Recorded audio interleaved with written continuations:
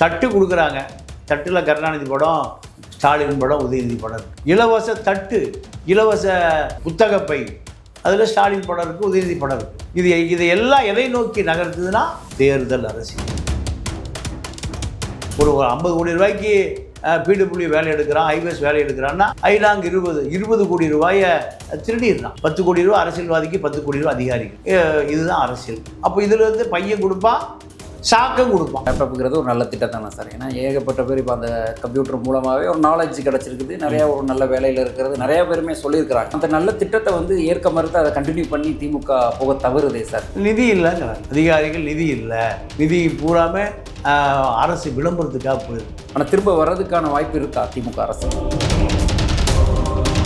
இப்போ விஜய் தான் திமுக வெற்றியா அதிமுக வெற்றியா என்பதை தீர்மானிக்கக்கூடிய சக்தி. போன தேர்தலில் 3.5% தான் அதிமுகவான ஓட்டு வேறுபாடு. இப்போ 3.5%, 4% அதிருப்தி வாக்குகள் அதிமுகவுக்கு போவதற்கு வாய்ப்பு. ஒரு சைடு பாஜக பி டீம்ங்கிறாங்க, ஒரு சைடு திமுக பி டீம் இருக்கிறாங்க. ஆக்சுவலாக யார் சார் இருந்துச்சு? மாநாட்டு செலவு ஆதவரிஜினா, செங்கோட்டையன் ஒரு பைசா இல்லைன்ட்டார் பேசும்போது. அப்போ இந்த பணம் பூராமல் ஆதவரிஜினாவுடைய மாமனார் கள்ளல் ஆற்றி. அப்போ இது எப்படி ஊழலை ஒழிக்க முடியும்? திமுக தீய சக்தி, இவர் தூய சக்தின்னு எப்படி கள்ளல் ஆற்றி போனோம்? லேப்டாப் அப்படிங்கிற ஒரு விஷயம் வந்து மாணவர்களோட விஷயத்தில் வந்து அவங்க கை வச்சிருக்கிறாங்க. என்ன அப்படின்னா 2011 எலெக்ஷன் வரைக்குமே வந்து முறையாக கொடுக்கப்பட்ட லேப்டாப் மடிக்கணினி. பட் அதுக்கப்புறம் இப்போ கொடுக்குறதா அறிவித்தாங்க. இந்த வருடம் இதில் வந்து 20 லட்சம் லேப்டாப் வந்து நம்ம நிதி ஒதுக்கீடில் பண்ணியிருந்தாங்க. இப்போ 10 லட்சம் இந்த டிசம்பர் 19 கொடுக்குறோன்னு சொல்லியிருந்தாங்க. அதுவும் கொடுக்கல.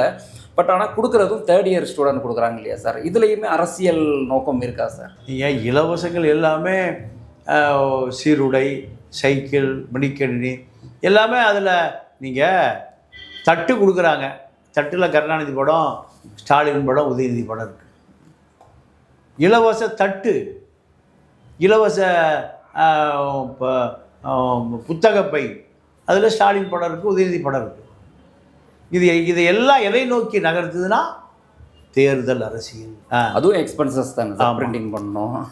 ஏன்னா அவங்களோட இப்போ மாநாடு, இளைஞரணி மாநாடு நடந்துருந்தமே பார்த்தீங்கன்னா ஒரு மஞ்சள் பையை கொடுத்துருப்பாங்க. அதில் நிறையா ஸ்நாக்ஸ்லேருந்து, வாட்டர்லேருந்து, ஜூஸ்லேருந்து எல்லாமே கொடுத்துருப்பாங்க. அதெல்லாம் யாரோட நிதியாக இருக்கும் சார்? இவங்க இதிலேருந்து எடுக்கிற நிதி தானா சார்? இல்லைங்க, அதாவது அரசு செலவினங்களில் 40% அதிகாரி அப்படியே எடுத்துக்கொண்டு வீட்டில் கொண்டு கொடுத்தாங்க. மாவட்ட செயலாளர், சட்டமன்ற உறுப்பினர் வீட்டில் கொண்டு கொடுத்துட்றான்.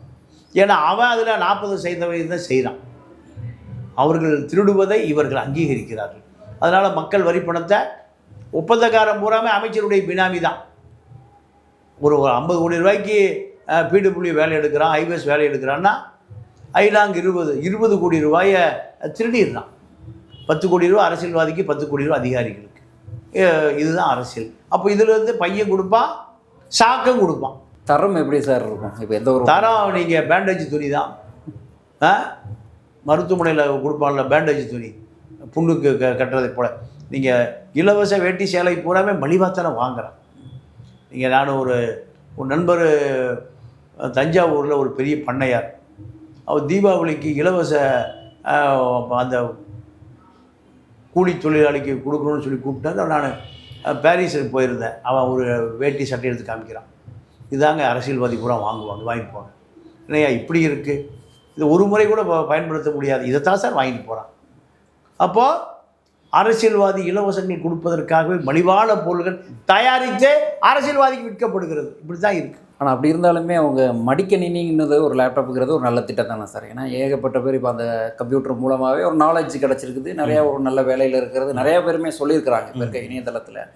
ஸோ அப்படி இருக்கும்போது அது ஒரு நல்ல திட்டம். அந்த நல்ல திட்டத்தை வந்து ஏற்க மறுத்து அதை கண்டினியூ பண்ணி திமுக போக தவறுதே சார். அம்மா உணவகம் மாதிரி இந்த மாதிரி விஷயங்கள்லாம் இவங்க ஏன் கண்டினியூ பண்ணுறதுல என்ன கூச்சம் சார்? நிதி இல்லைங்கிறாங்க அதிகாரிகள், நிதி இல்லை, நிதி பூராமல் அரசு விளம்பரத்துக்காக போயிருக்கு. அரசினுடைய வாக்கு வங்கி அரசியலுக்கு போகுது, மகளிர் உரிமை துவைக்கு போயிடுது. அப்போ நிதி பற்றாக்குறை வருகிற பொழுது இதை கை வைக்க முடியாதா இருக்குது.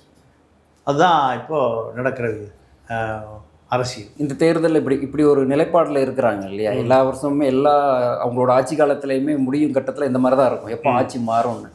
ஆனால் இந்த டைம் மீண்டும் வருவோம் அப்படிங்கிற அளவுக்கு அவங்க கான்ஃபிடண்ட்டாக பேசிகிட்டு இருக்கிறாங்கல்ல. இந்த தேர்தலோட நிலைப்பாடு சுச்சுவேஷன், இப்போ இருக்கக்கூடிய சுச்சுவேஷன் டிசம்பரில் எப்படி இருக்குது சார்? இல்லை, டிசம்பரில் அரசியல் தேர்தல்லாம் வராது. அதில் இப்போ இருக்கக்கூடிய நிலைப்பாடு யார் முந்தி செல்வது மாதிரி இருக்குது ஒரு தேர்தல்? அது என்ன, இப்போ ஜனவரி, பிப்ரவரி, மார்ச், ஏப்ரல் அரசியல் சூடு பிடித்து விடும் கூட்டணிகளோட. ஆமாம். ஆனால் திரும்ப வர்றதுக்கான வாய்ப்பு இருக்கா திமுக அரசு? இல்லை, திமுக அரசை பொறுத்த வரைக்கும் இப்போ விஜய் தான் திமுக வெற்றியா அதிமுக வெற்றியா என்பதை தீர்மானிக்கக்கூடிய சக்தி. 10% வாக்கு தான் திமுக அதிமுக வெற்றியில் இருக்கக்கூடிய சூத்திரம். போன தேர்தலில் 3.5% தான் திமுக அதிமுகவான ஓட்டு வேறுபாடு. இப்போ திமுகவுக்கு 3.5% அதிகமாக கிடைச்ச காரணத்தினால தான் ஆட்சிக்கு வந்தது திமுக. டி நகர் தொகுதி வெறும் 75 வாக்கில் தான் ஜெ கருணாநிதி ஜெயித்தார். அது 75 ஓட்டில் சத்யா ஜெயிச்சது. சத்யா விட்டு கொடுத்துட்டு போயிட்டார். இப்போ 3.5%, 4% அதிருப்தி வாக்குகள் அதிமுகவுக்கு போவதற்கு வாய்ப்பு இருக்குது.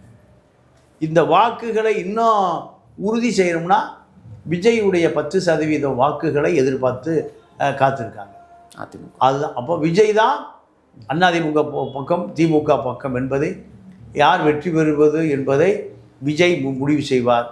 விஜய் எந்த கூட்டணி என்பதை அமித்ஷா முடிவு செய்வார். அமித்ஷா எப்படி சார் சொல்கிறீங்க? இவர் முழுக்க டிஎம்கேயும் எதிர்த்துட்டு இருக்கிறதுனால வேண்டி அமித்ஷா சொல்கிறீங்களா? எப்படி சார் டிஎம்கே எடுத்து அமித்ஷா எப்படி சப்போர்ட் பண்ணுவார்? அது இவர் தனித்து போட்டிடுற நோக்கத்தில் இல்லை, அதிமுக பிஜேபி கூட்டணி இருக்கிறனாடி முடியாதுங்கிறார்ல சார். இல்லை, இவர் சொல்லுகிறார்.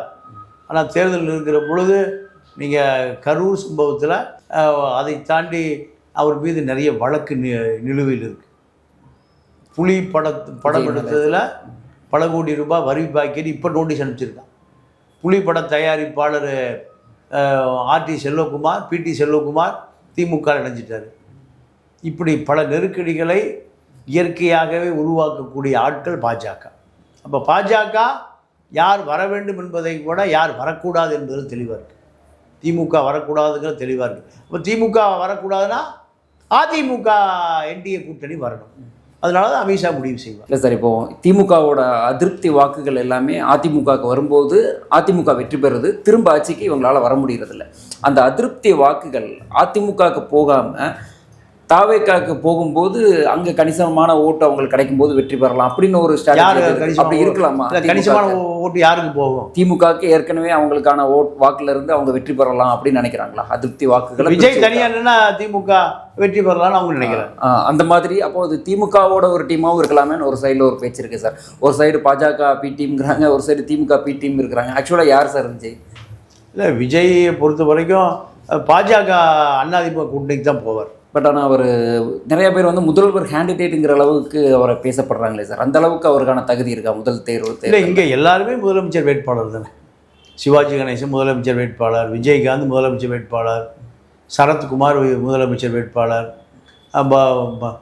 டி ராஜேந்தர், இப்படி விஷால், பல பேர் முதலமைச்சர் வேட்பாளராக வந்து யாருமே இப்போது ராமராஜன் முதலமைச்சர் வேட்பாளர். அரசியல் இப்போ தேர்தலில் நிற்கும் போதே முதலமைச்சர். அப்போ மக்கள் முடிவு செய்தால் யார் வேண்டுமானாலும் முதலமைச்சர் ஆகலாம். மக்கள் அந்த விஜய் அந்த அளவுக்கு ட்ரஸ்ட் பண்ணுவாங்களா சார்? எலெக்ஷன் காலம் அப்படி இருக்கு. எலெக்ஷன் எல்லாமே 26 தேர்தல் முடிவு தான் மக்கள் தீர்ப்பே மகேசன் தீர்ப்பு. விஜயும் வரலாம், நடிகை விந்தியாவும் வரலாம், குஷ்பு நக்மாவும் மக்கள் ஓட்டு போட்டால் யார் வேணால் முதலமைச்சராக வரலாம். அந்த மக்கள் இல்லை, மக்கள் வச்சிருக்கிற அந்த பரிசோதனை காலம்தான் 26 தேர்தல். 26 தேர்தலில் சீமானும் முதலமைச்சராகலாம் மக்கள் ஓட்டு போட்டாங்க. அப்போ மக்கள் தங்களுடைய வாக்குகளை யாருக்கு போட போகிறான், யார் மேலே கோபமாக இருக்காங்க, இதெல்லாம் எப்போ தெரியும்? 26 தேர்தலாம் தெரியும். என்னென்னா இப்போ நீங்கள் சொல்லியிருந்தீங்க இல்லையா சார், இன்கம் டேக்ஸ் அந்த விஷயத்தில் விஜய் ஒரு சர்ச்சையாக இருக்கிறாருன்னு சொல்லியிருக்கிறீங்க. அப்போ ஊழல் எதிர்க்கிறதுல தான் அவர் வராருங்கிறாரு. அப்போ ஊழல் இவர் எதிர்ப்பார் அப்படிங்கிறத மக்கள் நம்பலாமா சார்? இல்லைங்க, இப்போ இவருடைய எல்லா செலவுமே யார் செலவு பண்ணுறான்னா ஆதவ அர்ஜுனா தான் செலவு பண்ணுறாரு. ஆதவ அர்ஜுனன் சாதாரண ஒரு ஜிம் ட்ரைனர், ஒரு 10,000 20,000 ஒரு 50,000 சம்பளம் வாங்கிட்டு இருந்த ஒரு நபர் இன்றைக்கி ஊடகத்துக்கே மாதம் பல கோடி ரூபாய் செலவு பண்ணுறார். திமுக ஆளுங்கட்சி, ஆண்ட கட்சி, ஒரு 75 வருஷமான கட்சி, பல கோடியை செலவு பண்ணுறோம்.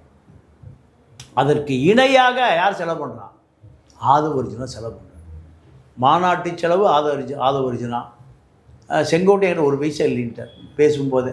அப்போ இந்த பணம் பூராமே ஆதவ அர்ஜுனாவுடைய மாமனார் கள்ளலாற்றி பணம். அவர் மீது 250 வழக்கு இந்தியா முழுக்க இருக்கு சிபிஐஆர். அப்போ இது எப்படி ஊழலை ஒழிக்க முடியும்? திமுக தீய சக்தி, இவர் தூய சக்தி, எப்படி கள்ளலாற்றி போனோம்? இதில் எத்தனை பேர் தற்கொலை பண்ணி செத்து போனான்? இப்போ ரம்மி, செல்ஃபோனில் ரம்மி விளையாண்டு செத்து போகிறான். கம்ப்யூட்டர் எல்லாம் யார் மாற்றின்னு தான் செய்கிறார். அப்போ இது எப்படி தூய ஆட்சி, ஊழலற்ற ஆட்சி? நீங்கள் பேச்சு வேறு, செயல் வேறு. விஜய் இத்தனை ஊழல்களையும் மாட்டியிருக்கார். விஜயை ஆதரிக்கிறவர்களும் மாட்டியிருக்கிறார்கள். இதெல்லாம் நீங்கள் 2G வழக்கு விசாரணை நடந்த பொழுது நீங்கள் கீழே அறிவாலயத்தில் பேச்சுவார்த்தை நடந்து கொண்டு இருக்கு 2009.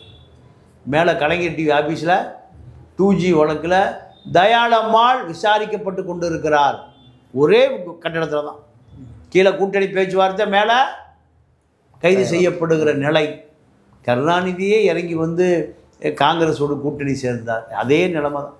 விஜய் பாஜகவோடு கூட்டணி சேருவார், அமித்ஷாவோடு கூட்டணி சேருவார், அமித்ஷாவோடு அதிமுக கூட்டணி சேர்ந்து திமுகவை எதிர்ப்பார்கள். இதுதான் 2026 தேர்தல் முடிவு.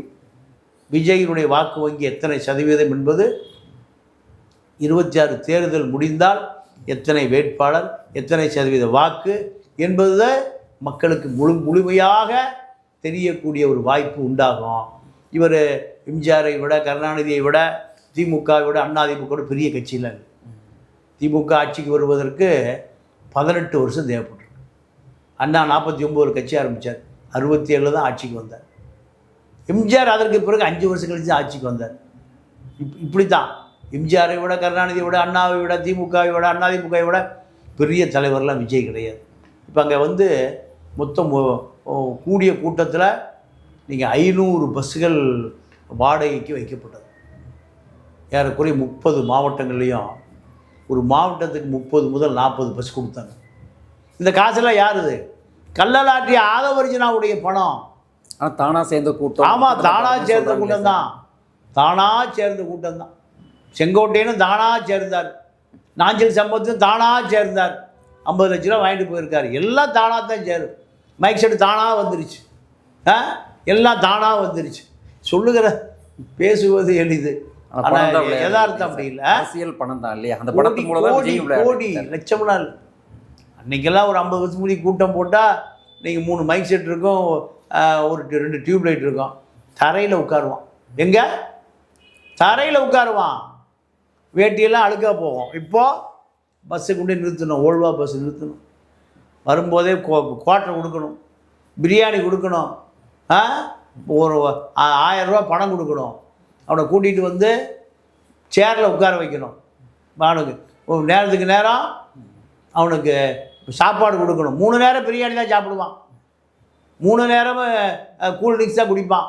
ஓல்டு மங்கல்லாம் குடிக்க மாட்டான், நல்லா சரக்கு தான் குடிப்பான், இல்லைன்னா வரமாட்டான். இப்படி இருக்குது அரசியல். அரசியல் கிழமை இப்படி தான் போய்கிட்டு இருக்குது. மக்களை கவரணும்னா செலவு பண்ணணும், அதை தான் விஜயும் செய்கிறாரு அப்படிங்கிறது சொல்கிறீங்க. சரி சார், இன்னும் அடுத்தடுத்து சூடான அரசியல் வந்து எப்படி நடக்க போகுது என்னங்கிறத அடுத்தடுத்த விவாதங்களில் சந்திப்போம். நன்றி. நன்றி, வணக்கம்.